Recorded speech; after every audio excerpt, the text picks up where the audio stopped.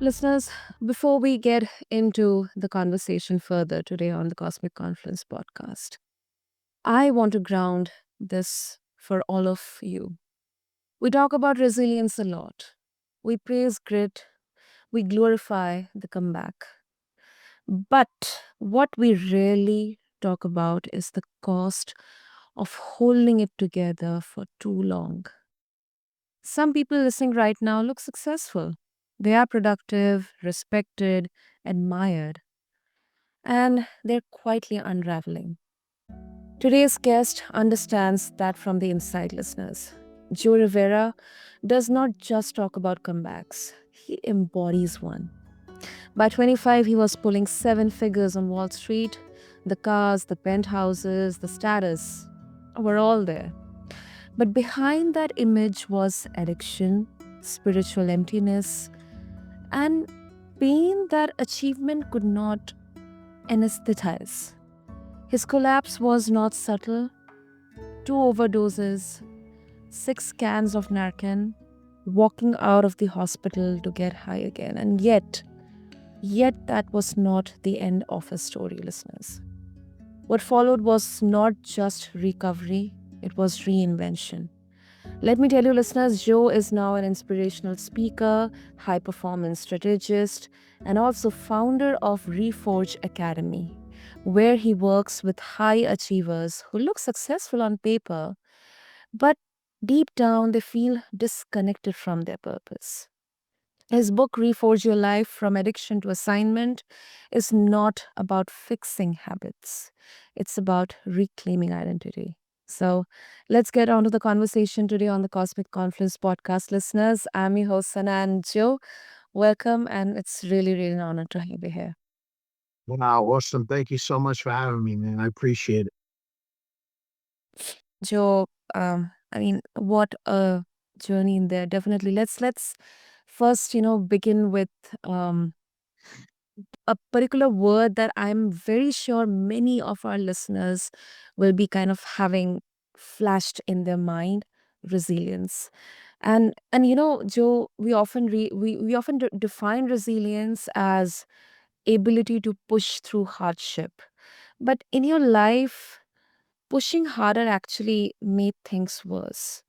So at what point did resilience stop being strength and it started becoming like a self destruction for you? Yeah, that's a great question. So, Mm. yeah, I went from Park Avenue to Park Bench. I lost everything. I even almost lost my life. I was emotionally, financially, and spiritually bankrupt. I lost everything, and I had my dream job in the financial industry. I'm 25 years old, making seven figures a year. I should feel like I'm on top of the world at this point. Yeah. But seven figures a year? Nah, that ain't good enough. Because I live in a world with a belief system of never enough. I want more. I want eight figures or nine figures. I'm chasing that fast life. And at this point in my life, being spiritually bankrupt, money's the only higher power that I know. I'm willing to do whatever it takes to make more money. I'm putting in late nights at the office one evening. And this dude, we call him Johnny Connect. We call him that because he had the connections to get his hands on anything you could imagine. Keep in mind, we're in New York. So this Mm. dude swears that he's part of the mafia. He sits down at my desk and he says, "Hey, Joe, you think you're a top producer now? Take this little round pill and forget about it. You're going to produce even more." Wall Street is also known as Drug Street, and everybody's doing some kind of drug. I'm already smoking weed, drinking, or having some kind of mind altering substance in my body every single day for the past 15 years at this point. So I said, why not? And that's when I got introduced to opiates. And that's when my battle with substance abuse took off to the next level. My life goes dark. and becomes completely unmanageable. I'm risking my life every single day. I overdosed twice. The last time, it took 6 cans of Narcan to bring me back to life. 6 freaking cans of Narcan. Yeah. That same night, I'm laying in the hospital bed. I wake up. I pulled the EKG electrodes off my body, leave the hospital against medical advice. And then when I get outside, it's the middle of winter. I'm in a hospital gown and I'm shivering, looking like a crackhead, like Pokey from New Jack City, because of all the opiates that were being taken out of my system. And the first thing that I do, I go call the dealer again to go get high. A week or two later, my sister invited me for an event. I don't remember exactly what it was, but something cracked wide open. I looked at my sister. Mm-hmm. She looked at me, and we both started crying. Sana, she knew exactly what I was going to say. Yeah. And then the words came out. The words my family was waiting to hear for over a decade. I said, I don't want to do this anymore. I'm a shell of my true self. I'm tired of writing my obituary. I want to begin creating my legacy. After that, I made the most important decision of my life to go get sober. My story is not unique. Many people struggle with vices. Mine was drugs and alcohol. Someone else might be gambling, shopping, whatever that vice is. It interferes with us being our true self by having us isolate, not being fully present. It creates character defects. For some, life may become unmanageable. They may lack direction. Some people lose motivation and their self esteem. I promise you, to all the listeners out there, you don't have to live like that. There's a better way to live life. And I'm living proof because when you find and live in your purpose, that's when the real comeback begins. Absolutely. And, Joe, I mean, sometimes this is how it is, it has to happen. And one kind of question comes to my mind, like at any point of time, um, I mean, I know it's kind of, difficult, but I think that's the part of healing that, is it's often kind of, gets ignored in conversations, that when you actually got into substance abuse and you were kind of in that, a complete rigmarole of things, that you are succeeding, you are getting more and more money and all that, did your inner self ever kind of talk to you that no, this is wrong, I have to leave this? But then once again there was kind of a fight between your mind and heart, that I cannot do this, I cannot leave this, or else everything will be lost. You know how it is. Yeah, so what we're talking about after achieving sobriety, you're talking about? No, before. Beforehand. Oh yeah. I mean, so when I was on my way to rehab, uh, me and my sister were driving up there, and as we passed the Starbucks, I asked my sister if I could use the bathroom. So when I got into that Starbucks bathroom, I had no intentions on going to the bathroom, doing a number one, number two. All I really wanted was to get high one last time before rehab. I'm in that bathroom stall with a needle in my hand, and I'm ready to shoot cocaine and heroin into my arm. I'm not thinking about the fact that I'm risking my life. I'm not thinking about the fact that my sister might be stuck outside because I die in that bathroom. I'm not thinking about the fact that my kids might never see their father again. No, all I'm thinking about is myself. I got all these fears racing around inside my head. I got a fear of the withdrawals I'm gonna go through because I didn't have opiates in my system anymore. I got a fear of going to a rehab for the first time and be open and vulnerable. I got a fear of life without drugs because that's the only life I knew for 15 years. And I became a shell of who I truly am. All these fears caused with self doubt, worry, imposter syndrome, lack of direction, anxiety, self validation.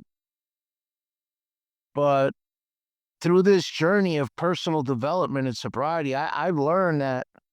And one big thing I learned when I went to go and turn my life around was that putting the drugs down, that was the easy part. I had to learn to be able to look into the mirror and apologize to myself for all the damage that I caused my family, all the self destruction, all the pain, the agony. I like to be able to learn to forgive myself Yeah. because I had to change. I had to learn to peel the onion back and take stock of who I was because I had to be able to change my mindset. I had to learn to change my identity. And I realized that I'm not a victim of my circumstances and conditions. They don't control my destiny. I do. Because I'm a spiritual being living a human experience, and I could do anything I put my mind to. But I had to learn to face that fear in order to get to where I am. That is so true. That is so true, Joe. And especially, I think what stands out to me is that resilience, as we usually define it, can actually delay healing. Like, we praise people for surviving environments that are slowly killing them. Like, it's a badge of honor. It's the most important, the only part of your identity.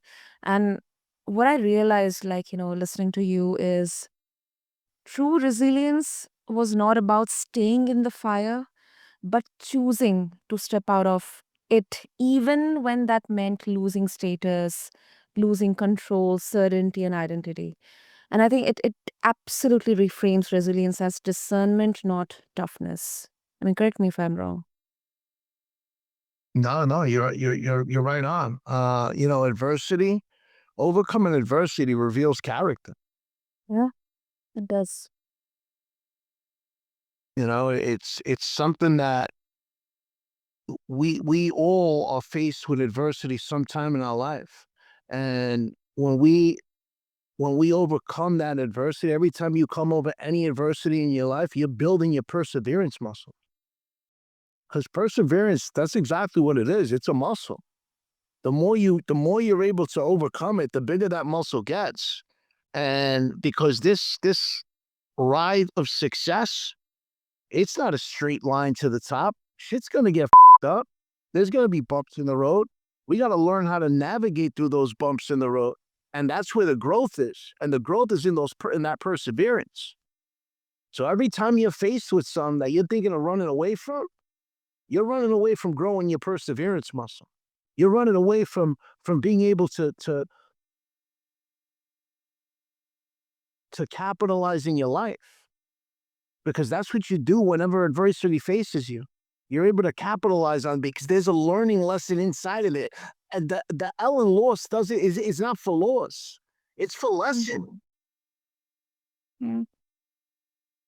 I strongly believe, Joe, that, if even if you run away from your problems or the challenges just for the short term relief or the temporary relief, someday or the other, the problem is definitely going to fall on your face. It will be really, really hard. I mean, you'll definitely feel like giving up. So, what you said, especially around the perseverance muscle, that is so, so true. Yeah, and you know what? Every time you feel like giving up, remember you're giving up on yourself. Exactly. You're giving up on being able to grow. You're giving up on being able to move forward. Because let me tell you, whatever it is you're going through, somebody out there's gone through worse and they've overcome it. So, or they've gone through the same exact thing and they've overcome it. You're not the only person going through what you go through. That's why it's important to lean into other people who have gone through similar situations to overcome adversity. Absolutely. And Joe, let's talk about one particular word that I think is so, so important. And it's very central to your book as well, because your book talks a lot about identity, not just addiction. Um, do you believe that addiction is more about substances or about the identity someone is trying to escape or protect or I, suppress? b- I believe that addiction, because like I mentioned earlier, putting the drugs down was the easy part. Yeah. I had to learn to change my identity. And I believe that addiction is in the behavior. It's in the patterns that we live. And it's something that we have control over. It doesn't have control over us, right? Because if once you learn to turn addiction upside down on its head, you could use it toward your advantage. Yep. So it all starts in the mind. Addiction starts in your mind. It's in the mind and the behavior that you create and the behavior and the patterns that you live by. Right. And I think this challenges a lot of recovery narratives also, because um if addiction is rooted in identity, I think uh it's not just about stopping a behavior, but then about letting an old identity die. And then, recovery is also not comforting. It's kind of destabilizing. Like, it's asking people to grieve who they thought they were. And I think that may be why so many high achievers, especially, avoid healing even when they know that something is wrong. Yeah, because you think about all the addictions that are out there, right? Yeah. It doesn't have to do with the substance. I mean, when people are addicted to sex, Mm. it's not there's not a substance there, right? You're addicted to you're telling yourself that you need to you don't have self-control, that and that's something that's a behavior, right? You don't have self-control, or even with food, with all of it, it's really about the self-control and the patterns that you create in your life and what you've done to be able to get addicted to whatever it is that you claim that you're addicted to. Shopping, overeating, and there's so many vices that people latch onto, but those vices, we have control over those vices. They don't have control over us. And once you start realizing that and you realize our mind is the most powerful tool we were blessed with. Our thoughts become emotions, those emotions become feelings, those feelings become reaction, Right. that reaction becomes your result. Yeah. So, for your audience out there, I think it's important to realize that you are a spiritual being living this human experience, and you could do anything you put your mind to. And you were created to be more than you could ever imagine. You have the power within you to do amazing things, but you have to go after and get it. That is so right. Have to put the work in. Of course. Of course. I mean, without that, it's kind of uh, just toxic positivity, or just blind motivation without any action or direction. Yeah, there's no aligned action. I mean, I always say I don't know, what everybody else's belief is out there, right? What you call it God, the universe, the infinite intelligence, whatever you believe, but believing something greater than yourself to help Mm. you unlock your fullest potential is vital for success. But whatever it is that you believe in, you know, For me, it's God, right? And God, I believe God doesn't reward wishful thinking. He rewards aligned action. Teamwork makes the dream work. You got to work with that higher source in order to get what it is you want out of life. You want to overcome these obstacles that are in your life. Don't just fall for, oh shit, I'm in this situation. I'm stuck in my situation. I'm a victim of my circumstances and conditions. That's bullshit. You control your you're not a victim of your circumstances and conditions. They don't control your destiny. You do. Absolutely. Absolutely. And as you bring like you mentioned about faith, like some people, Joe, argue that leaning on faith can become a way to avoid personal responsibility. How do you respond to that?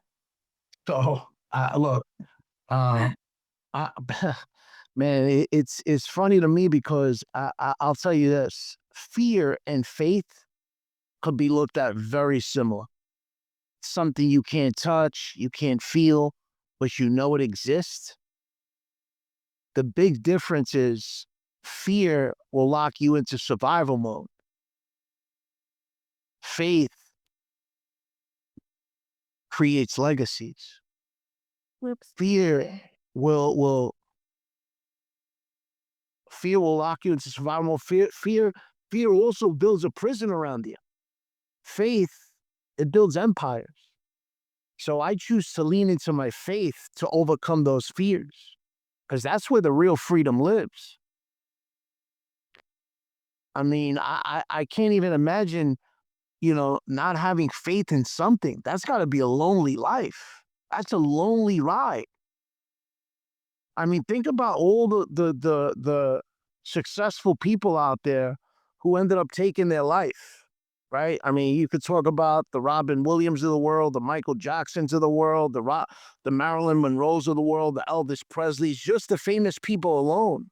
I mean, these people had the world in the palm of their hands and they took their life. Why? Because something was missing. I mean, think about the average billionaire who's jumps off the 52nd floor window. Why? Because something's missing. It's that belief in something greater than themselves. It's that belief that there's not more. That's a lonely place to be. And I coach a lot of people, a lot of high performers out there who, they hit this wall of exhaustion or they make all this money and they have all these awards, all the accolades you could think of.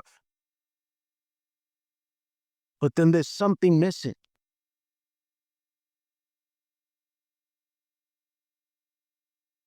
I agree. I agree with that. I really appreciate, like, this is such a brilliant, brilliant take on this because this difference, this distinction between faith and fear, that sometimes it gets so much dissolved, like, so much um like disregarded that, we often equate faith with fear. Nope, it's not. Yeah. Hmm. It's not. Faith will always overpower fear if you believe and you really truly believe. Because think of it this way, right? If you don't have faith in yourself and you don't believe in what you're doing, you're never going to be able to reach your fullest potential. And that's a part of faith, right? Is believing in yourself. And this big thing, but with spirituality and religion, it's worlds, right? I'm not talking about the religious side on the rules and the that go with religions. I'm talking about spirituality. I'm talking about building a relationship with something greater than yourself that's going to help you unlock your fullest potential. I don't care what you call it: God, the universe, infinite intelligence, Buddha, Allah. I mean, it doesn't matter. Whatever it is you believe in, but believing in something that's going to get you through those dark times is vital for success Yep. and building that relationship. That's the big difference. I'm not talking about rules and regulations that go with religions and then the different beliefs. You could have a belief in whatever it is you want, but believe that there's something bigger than you that's going to get you through those dark times. That's going to be able that you're going to be able to lean into and bring into your challenges, bring into your successes.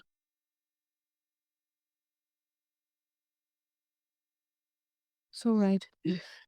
Before we wrap up, I think there's also a very popular belief, Joe, that people need to hit rock bottom to change.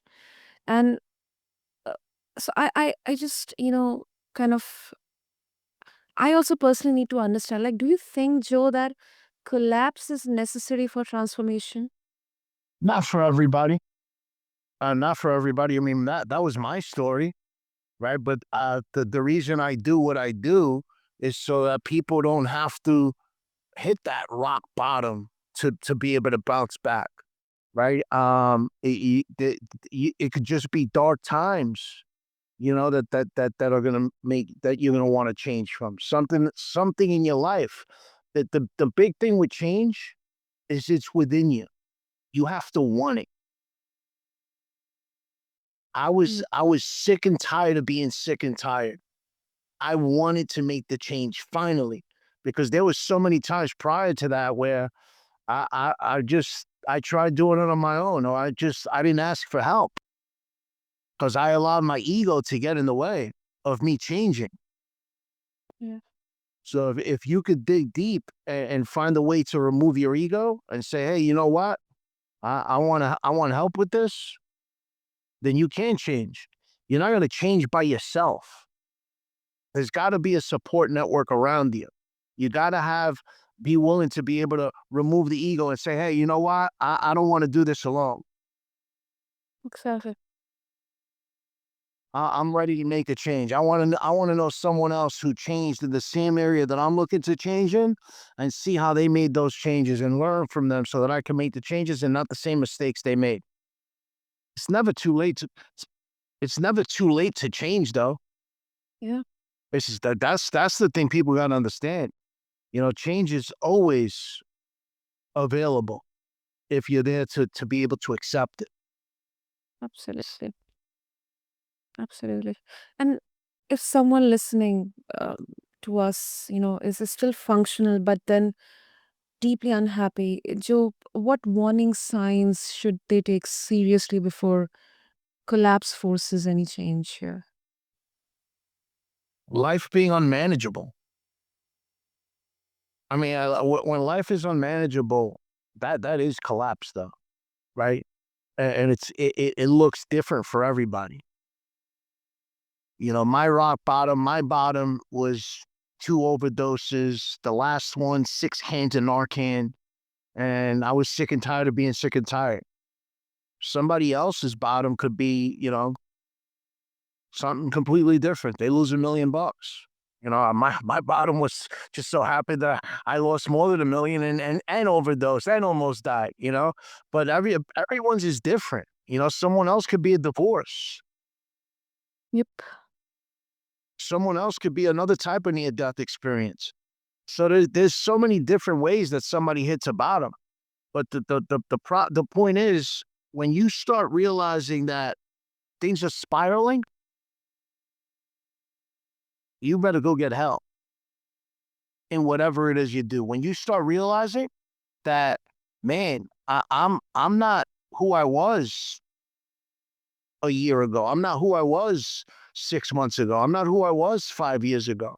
I'm starting to see the change. I'm starting to see that I'm a shell of who I truly am. I'm starting to see that I can't handle this alone. When you start feeling overwhelmed, when you start feeling lacking direction, when you start feeling that uneasy feeling in your stomach, because guess what? We know when that bottom's coming. We know when we're at that bottom. It's about being able to admit it, accept it, and say, you know what?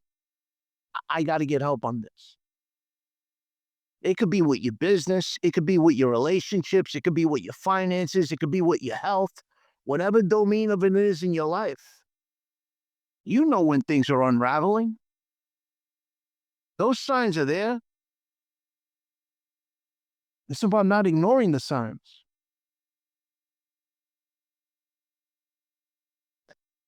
Amazing, amazing. Thank you so much, Joe, for bringing this raw honesty, depth, power, courage into the space. I really, really thank you for this. And if listeners they would like to connect with you, share their thoughts, feelings after this conversation, you have also a podcast as well and your book as well. What would be the best way? So I do have a book that was just released. It's called Reforge Your Life from Addiction to Assignment. It's the story of my life, along with the trials and tribulations I've gone through and the strategies that I use to be able to bounce back to where I am today, the program I put in place, the systems I put in place. It's me taking giving you a peek under the hood of the comeback. That's out on Amazon. It's out on, it's going to be on my website soon. Also, you'll be able to get access to it, but you can catch it on Amazon. Again, Reforge Your Life from Addiction to Assignment. And then you guys could find me on Instagram at with Joe Rivera. You could also find me on LinkedIn at with Joe Rivera. Facebook, YouTube is Reforge Academy with Joe Rivera. The YouTube channel's there. The podcast is there. The podcast is called Reforge Your Life with Joe Rivera. And that's based off of business leaders and entrepreneurs who've overcome adversity to create their own comeback story. So taking a look at, listen to the podcast, watching an episode. I mean, there's so many tools and resources on that podcast alone from the experiences of other people out there who have gone through, adversity and overcoming that adversity. If my story doesn't resonate with you, check one of the other 100 episodes out there that maybe somebody else does. Also, my website is withjoerivera.com, and I have a gift that I want to give away to your audience, Sana, if that's okay with you. Absolutely. Go ahead, Joe. So my gift is the comeback code. It's gonna be 10 laws of the comeback, raw, no BS. We're talking mindset rewires that pull you out of survival mode and back into leadership. You're gonna get the 72-hour reset protocol. It's short, savage, and spiritual. This will get your edge back real quick. Also, you're gonna be able to get uh, a 6-minute audio drop of yours truly. Whenever you're in the fog, I'm there to snap you out of the fog. And you're going to get the self sabotage expose sheet. It's the habits you've been sugarcoating, exposed with ruthless clarity so that you could kill them at the root. To get that gift, all you got to do is DM me the word code, and I'll get that over to you guys. DM me the word code on Instagram. Awesome. Awesome. Listeners, there you go. I'll have all the links and details in the show notes. So find them attached along with this episode on your favorite podcast platform. And you know what, listeners? This conversation absolutely challenges all of us to ask a harder question. Not how do I get back to who I was, but who am I being forged into now? So, for anyone listening who feels successful but hollow, driven but disconnected, admired but exhausted, this is your invitation to pause. You do not need to wait for collapse to choose reinvention. And listeners, thank you for tuning into this episode of Cosmic Confluence. And Joe, once again, thank you so, so much. This was really, really powerful. Thank you so much for having me. My gratitude's through the roof. And once again, listeners, I'm your host, Sana, and I'll catch you in the next episode of Cosmic Confluence, where inner truth meets lived experience. Until next time, take care.